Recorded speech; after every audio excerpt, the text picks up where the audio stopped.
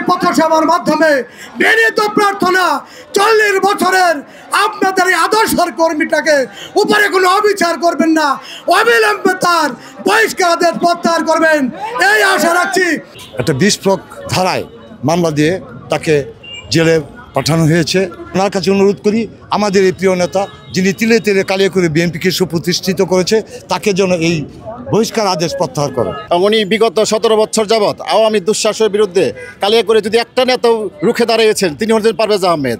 তিনি রাতে বিছানায় ঘুমাতে পারেননি বিগত 17 বছর, এটা আমরা দেখেছি। কালিয়াকৈর উপজেলা আহ্বায়ক কমিটি গঠিত হয়েছে যেখানে আমরা দেখতে পাচ্ছি বেশি সংখ্যক, বলতে গেলে প্রায় অধিক সংখ্যক লোকজন তারা বিগত 17 বছর আওয়ামী শাসনের সাথে সম্পৃক্ত থেকে আওয়ামী সুবিধা বুক করে এখন আবার বিএনপির মধু খেতে আসছেন। তারেক রহমানের কাছে আবেদন জানাই, এই মাঠের নেতা, এই কালিয়াকৈরে জনগণের নেতাকে আপনি অবশ্যই তাকে দলে ফিরিয়ে আনবেন, নইলে কালিয়াকৈরে বিএনপির অস্তিত্ব বলে কিছু থাকবে না। আমরা এটা মনে করি।